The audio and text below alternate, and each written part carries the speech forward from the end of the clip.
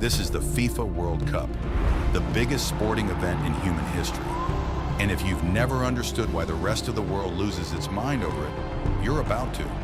To understand what it is, you have to start with what it does to people. In 1950, Brazil built the largest football stadium on Earth, the Maracanã, specifically to host the World Cup final. They expected to win it. Nearly 200,000 people packed inside.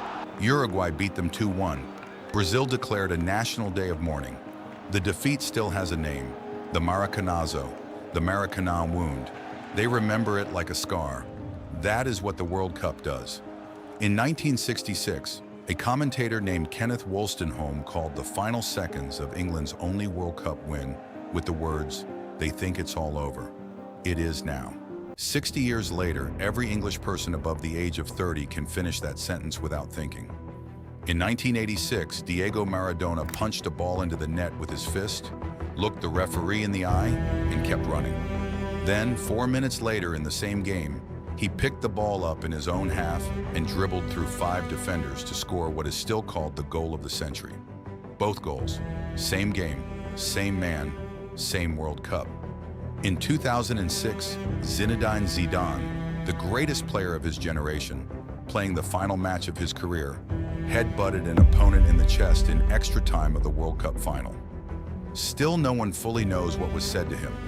Italy won on penalties. And in 2022, Lionel Messi, 35 years old, widely considered the greatest player who ever lived, finally lifted the trophy he'd spent his entire career chasing. The world wept. Argentina wept. People who don't follow football wept. That is the World Cup. It is not just a tournament. It is where legacies are made, destroyed, and remembered forever. And the 2026 edition is the biggest in the tournament's history. We'll get to that. So how does it actually work? 211 nations enter, 48 survive to reach the tournament. Most countries never make it this far. Qualification. Process begins nearly 3 years before the tournament. Every country on Earth plays qualifying matches against their regional neighbors, grouped into 6 confederations based on geography: Europe, South America, Africa, Asia, North and Central America, Oceania. Each confederation runs its own mini-tournament over months of matches.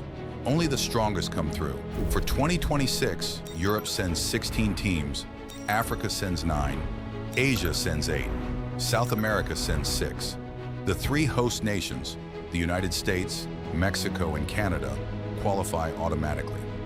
2 more spots were decided in a playoff tournament featuring nations from multiple confederations. Every one of those spots was earned. Once the 48 teams are confirmed, they're sorted into 4 pots based on the FIFA World Rankings. The top-ranked nations go into Pot 1, the next tier into Pot 2, and so on down to Pot 4, the lowest-ranked teams. Teams are then drawn at random into 12 groups of 4. 1 team from each pot per group, with no 2 teams from the same confederation allowed in the same group, except Europe, which has too many teams to separate fully. Why does this matter? Because it means every group has a mix of strong and weaker nations. No group is easy, but some draws are harder than others, and that is decided by the ranking pot your country falls into. Each group of 4 plays a mini round robin. Every team plays each of the other 3 teams once. 3 matches, 3 points for a win, 1 for a draw, 0 for a loss. The stakes are absolute. Lose 2 matches and you are almost certainly going home. Win 2 and you are almost certainly through. 3 matches to decide whether your country's tournament lasts 3 weeks or 3 days. The top 2 teams from each group advance automatically. But here is where 2026 gets interesting. Because with 12 groups instead of 8, there are now 12 third-place teams. 8 of those 12 will also go through. The best 8 third-place finishers, ranked by points across all groups, earn a place in the knockout round. That means finishing 3rd in your group is not automatically a death sentence. It just means you need other results to go your way. When 2 teams finish level on points, it comes down to tiebreakers. And 2026 has changed the order from every previous World Cup. First, head-to-head result. Did you beat them when you played each other? That counts first. Then head-to-head goal difference. Then overall goal difference across all 3 games. Goals scored minus goals conceded. then total goals scored, then disciplinary record, yellow cards, red cards. And finally, if teams are still level after all of that, FIFA World Rankings. No drawing of lots, no coin flip. Every position is earned. The knockout stage, 32 teams, single elimination, one game to survive. Lose, and you go home. Win, and you play again. It is as simple and as brutal as that.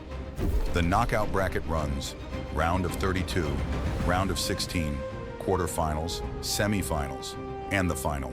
7 wins from 48 teams. That is what it takes to lift the trophy.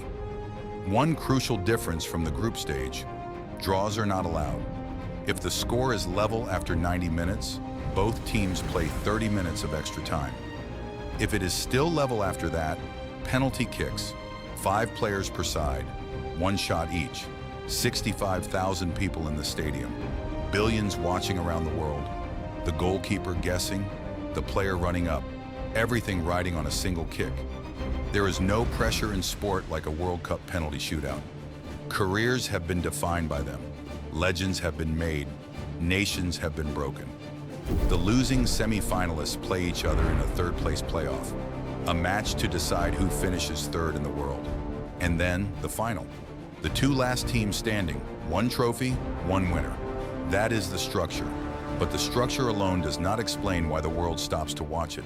For that, you need to understand the scale. Here's the comparison that puts it in perspective. The Super Bowl is the biggest single sporting event in the United States. Around 115 million Americans watched the most recent one. The World Cup final drew almost 1.5 billion. That is more than 12 times the Super Bowl audience from a single match. The Olympics comes closest in scale, but the Olympics is every sport combined over 2 weeks. The World Cup is one sport, football, and it still beats it. But the real difference isn't the numbers, it's what the teams represent. At the Olympics, you root for your country as a general concept. At the World Cup, you root for your country in the one sport your country actually cares about most. For most of the world, across Europe, South America, Africa, Asia, football is not a sport. It is culture. It is identity. It is the thing fathers watch with sons, the thing that stops traffic, the thing that makes strangers hug in the street. A country of 4 million people can beat a country of 200 million people. And when it happens, when Morocco reaches the semifinals, when Senegal beats the defending champions, it genuinely matters in a way almost nothing else in global culture does. There is no other event like it. And the 2026 edition is the largest in the tournament's 96-year history.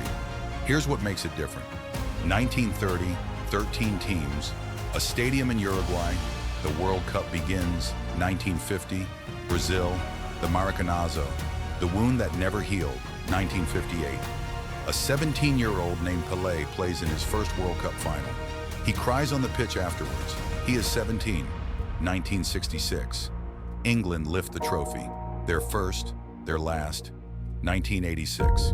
Maradona, the hand, the century. Argentina win. 2006. Zidane, the headbutt. Italy win on penalties.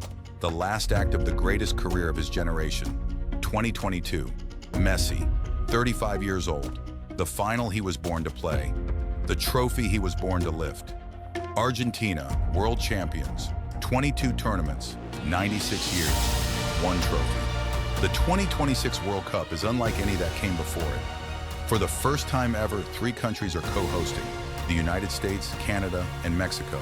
16 cities, 11 of them in America alone. From Los Angeles to Miami, Seattle to Kansas City, New York to Dallas. 48 teams, 104 matches, 39 days. The final at MetLife Stadium in New Jersey, the largest World Cup ever staged. FIFA is projecting 6 billion people will engage with this tournament in some form. 6 billion out of 8 billion humans on Earth. And for the first time in a generation, the United States has a team worth watching. A young squad, players who grew up with the game on home soil in front of home crowds. The World Cup has always been the biggest show on Earth. The 2026 edition is the biggest it has ever been. Almost 1.5 billion people, watched that final in 2022. Not because they understood every tactical decision, but because they knew that they were watching something that mattered. That a single match between two nations could mean everything to the people watching it. That is what the World Cup is. You've now seen what it is, what it does, and why it exists. The real question is, which team are you watching? On this channel, we cover every story worth telling. The nations, the players, the moments that don't make the front page but shape everything. Subscribe and you won't miss a single one. This is World Cup Untold.